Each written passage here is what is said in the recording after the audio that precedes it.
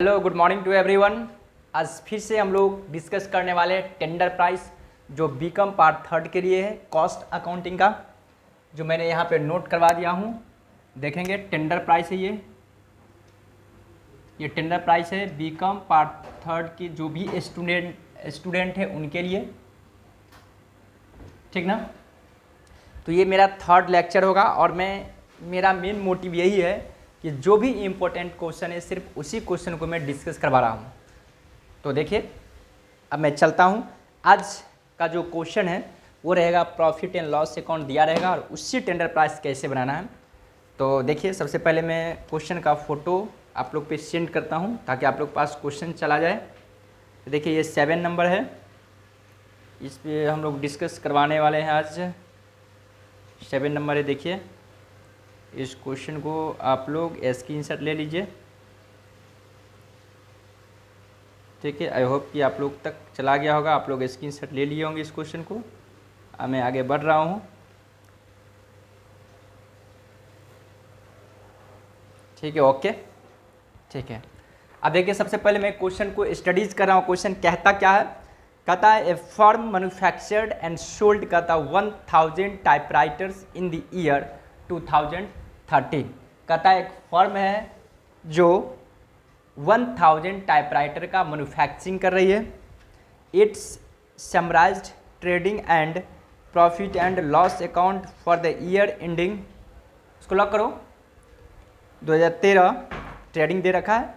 For the year ending कहता the output and sales will be of 1200 typewriter, यानी कि आपको क्या करना है 2014 में 1200 टाइपराइटर के लिए आपको निकालना है क्या चीज़, टेंडर प्राइस। फिर the output and sales will be of 1200 typewriters, the price of material will rise by 20% comparison to previous year, wages will increase by 5%, manufacturing expense will increase in portion to combined cost of material and wages, selling expense per unit will be remain unchanged, other expense will remain unaffected by the rise in the output.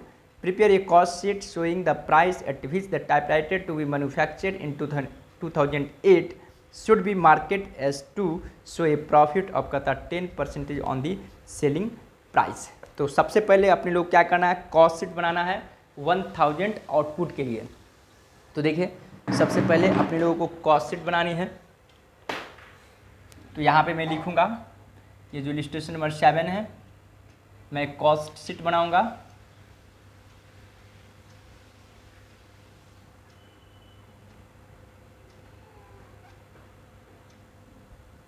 Cost sheet बनानी है हम लोगों को, ठीक है। इसमें amount लिखा जाएगा, इसमें कॉस्ट पर यूनिट मतलब पर टाइपराइटर। यहाँ पे लिखना पड़ेगा कॉस्ट शीट। कॉस्ट शीट कितना था, तो हम लोग जो बना रहे हैं आउटपुट कितना है 1000 टाइपराइटर। यहाँ पर लिखूँगा आउटपुट 1000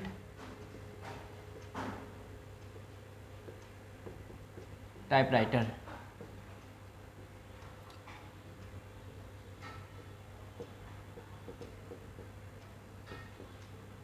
पार्टिकुलर्स आउटपुट हो गया 1000 टाइपराइटर के लिए बनाना है। तो मैं एक बार देख रहा हूँ, ठीक दिखाई दे रहा है ना, ठीक है। सभी लोगों को कहना है कि ठीक दिखाई दे रहा है सर, तो ठीक है, ओके, अच्छी बातें हैं, ठीक दिखाई दे रहा है। इसको इधर खींच दो, इसको ये पर्दा बस। तो देखिए सबसे पहले मटेरियल और वेजेज होगा। मटेरियल है, वेजेज है, यहाँ पे मैं लिखूँगा मटेरियल है, डायरेक्ट वेजेज है। आपको मटेरियल गिवन है 80,000 है, वेजेज आपको 1,20,000 है, ठीक है। इसको 1000 से मैं डिवाइड कर दूंगा तो कितना होगा 80 होगा। ये हो जाएगा 120 हो जाएगा। ये 2 लाख होगा ऐड करने के बाद, ये हो जाएगा आपको 200 होगा। ये हो जाएगा आपको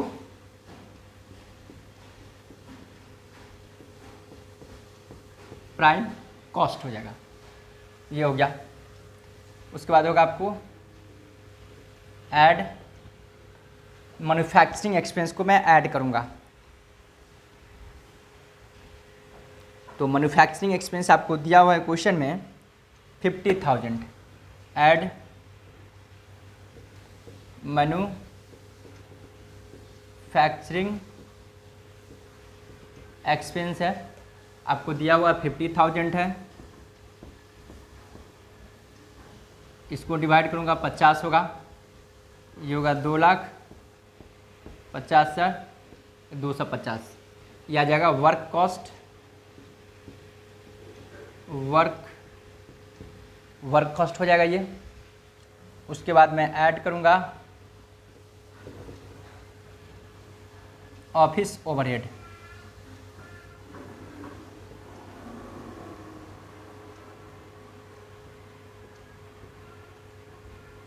ऑफिस एंड एडमिनिस्ट्रेशन ओवरहेड। तो ऑफिस एक्सपेंसेस में देखिए आपको दिया हुआ है सैलरी, रेंट और जनरल एक्सपेंस दिया हुआ है। सैलरी,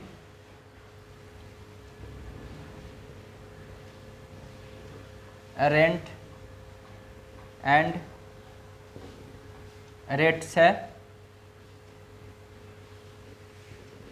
जनरल एक्सपेंस है।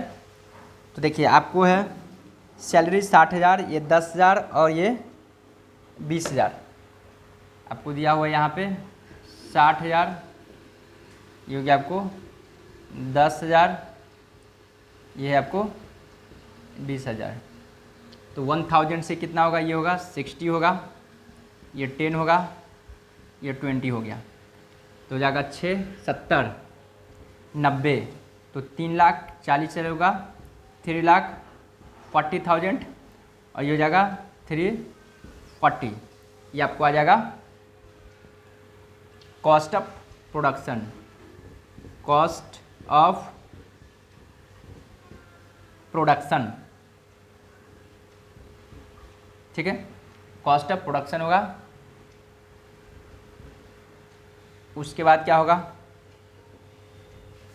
ऐड कॉस्ट ऑफ प्रोडक्शन के बाद क्या होगा, सेलिंग एंड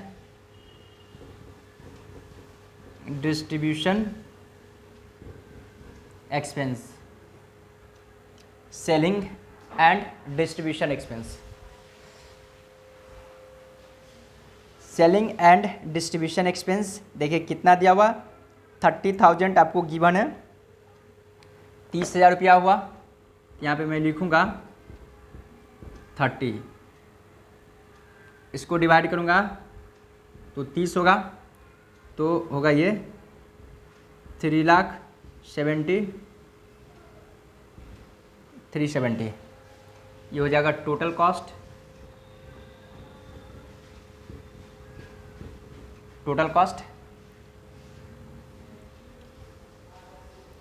तो यहाँ पे हो जाएगा सेल्स, यहाँ पे प्रॉफिट। तो आपको क्वेश्चन में देखिए सेल्स दिया हुआ है 4 लाख है, ये 4 लाख आपको हो गया सेल्स। 1,000 से डिवाइड करूँगा तो 400। ये जो बैलेंसिंग फिगर होगा यहाँ पे होगा 30,000 होगा, ये प्रॉफिट निकल जाएगा, यहाँ पे 30,000 चला जाएगा। ये रहा आपको कॉस्ट शीट। यहाँ तक हम लोग आसान से समझ गए। किन्हीं को कोई प्रॉब्लम है तो आप लोग क्वेरी कर सकते हैं।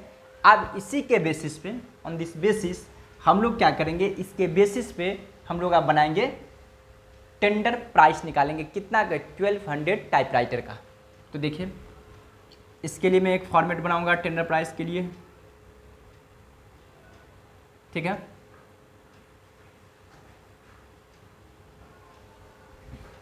कितना था, 1200 के लिए टेंडर प्राइस निकालनी है हम लोगों को।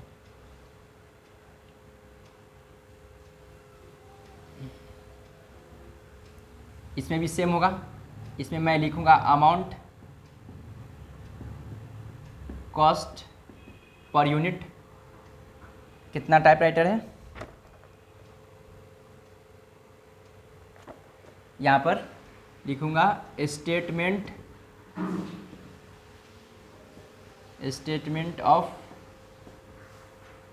Estimated cost. आउटपुट है 1200 यूनिट्स, पार्टिकुलर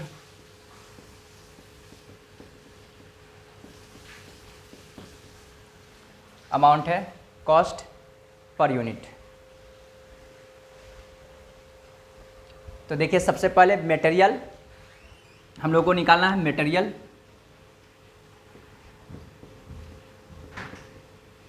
तो मटेरियल का देखिए रेट कितना 80 पर यूनिट है।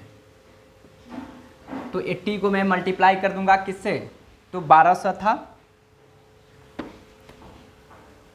तो यहाँ तो कुछ इंक्रीज भी हुआ है मटेरियल।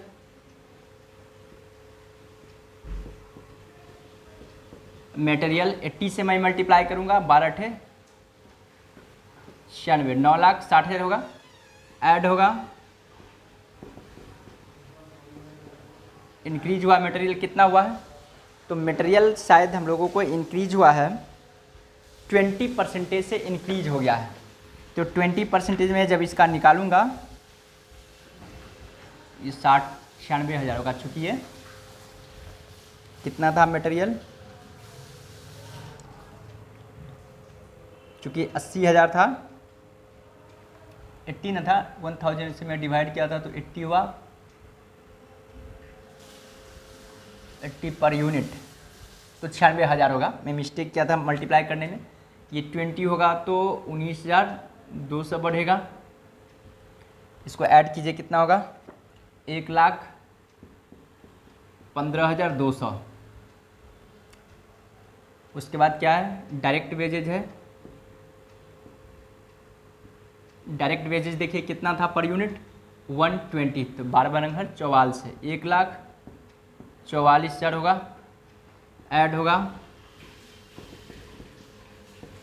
इंक्रीज 5% इंक्रीज किया है तो 7200 हो जाएगा।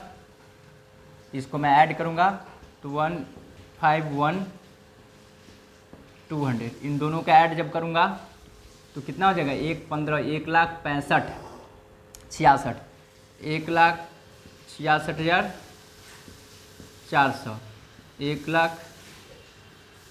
अब इसको मैं डिवाइड करूँगा तो कितना होगा,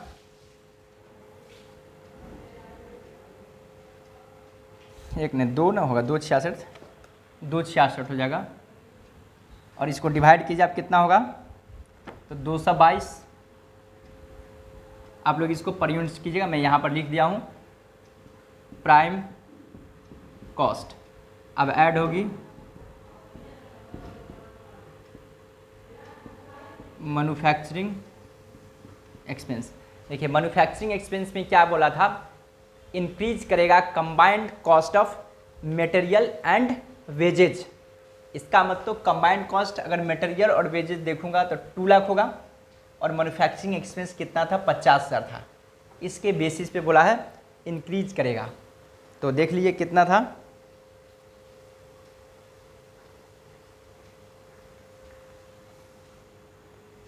तो यहाँ पे हो जाएगा 2,66,000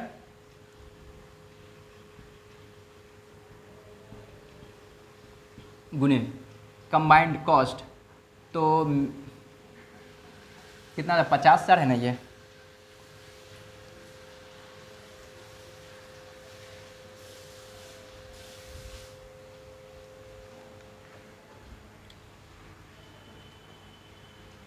ये था आपको 25%, यानी कि 50,000 था वहाँ पे, यहाँ पे हो जाएगा 50,000 बाई 2 लाख 2 3 4 5। इसका जब मैं मल्टीप्लाई करूँगा तो मल्टीप्लाई कीजिए कितना होगा, मल्टीप्लाई करने के बाद होगा 66,600 66,600। कॉस्ट पर यूनिट इसको डिवाइड कीजिए कितना हो रहा, तो कॉस्ट पर यूनिट 55.5 होगा 55.50। इसको जब मैं ऐड करूँगा 77 यानी कि 277.5 हो जाएगा। इसको जब मैं ऐड करूँगा तो 3,66,000 दूना 32, 3,33,000 होगा। एक बार आप लोग भी ऐड कर दीजिए। इसको मैं बोलूँगा वर्क कॉस्ट, ये हो गया वर्क कॉस्ट। अब इसमें ऐड करूँगा ऑफिस एंड एडमिनिस्ट्रेशन, OH बोले तो ओवरहेड। तो इसके बारे में देखिए क्या बोला था, कहता है वेजेस मैन्युफैक्चरिंग, कहता है सेलिंग एक्सपेंस इतना per unit remain unchanged, other expense will remain unaffected by the rise in output, यानी कि अदर जो भी एक्सपेंसेज हुआ है वो अनइफेक्टेड है राइज इन आउटपुट। आउटपुट बढ़ने के बावजूद भी अदर जो भी एक्सपेंसेज है सेम रहेगा जो प्रीवियस डेटा में था। इसका मतलब ऑफिस में क्या था, सैलरी, रेंट एंड टैक्स और जनरल एक्सपेंस सेम रहेगा। तो यहाँ पे मैं लिखता हूँ सैलरी,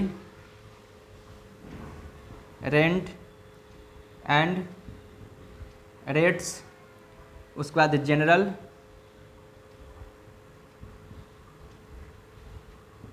एक्सपेंसेस। तो सैलरी आपको देखिए पहले से कितना था 60,000, ये 10,000 था, ये 60,000 हुआ, ये हुआ आपको 10,000 हुआ, ये आपको हुआ 20,000। तो 12 पंचे 60, ये 50 हो जाएगा, ये 1200 है। इसको डिवाइड कीजिए कितना होगा, इसको जब हम लोग डिवाइड करेंगे 8.33, 8.33 ये होगा 16.67, तो ये हो जाएगा आपको ये 17 और 25 75, यानी कि 3 तो 36 को ऐड कीजिए कितना होगा, आपको ऐड करें 352.50, 352.5, ये हो जाएगा कॉस्ट ऑफ प्रोडक्शन। कॉस्ट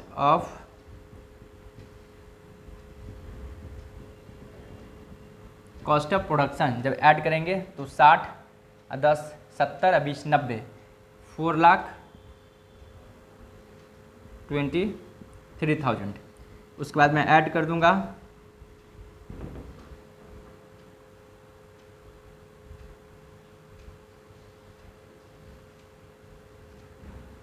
उसके बाद ऐड करूंगा सेलिंग एंड डिस्ट्रीब्यूशन एक्सपेंस। तो सेलिंग डिस्ट्रीब्यूशन देखिए खर्चा कैसे 30 रुपया है, तो 30 से मल्टीप्लाई कर दूंगा इसको, तो 12 36,000 ये हो जाएगा। ये तो आपको 30 होगा, चूँकि अनइफेक्टेड बोला, तो अनइफेक्टेड का मतलब क्या, selling price per unit same रहेगा, उसमें किसी प्रकार का चेंजेज नहीं होगी। इसको ऐड करेंगे तो 4,59,000 होगा। इसको जब मैं ऐड करूँगा तो 382.4 हो जाएगा। ये आपको होगा टोटल कॉस्ट। उसके बाद मैं सेल्स निकालूँगा, यहाँ पे प्रॉफिट होगा और यहाँ जो आएगा टेंडर प्राइस, ठीक ना।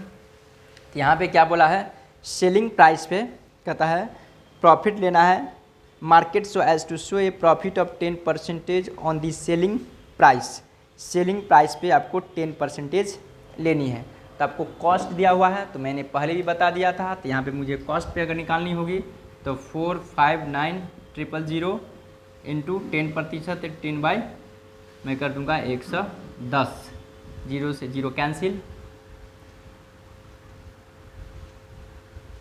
ये 9 होगा ना, चूँकि कॉस्ट पे तो ज़्यादा होगा, 90 से डिवाइड करना पड़ेगा, चूँकि 10 को मैं लेस कर दूंगा, तो हो जाएगा 9 × 5 = 45 बचा, ये आपको 90, 9 को 1 से और 000 1 2 3 इतना हो गया प्रॉफिट।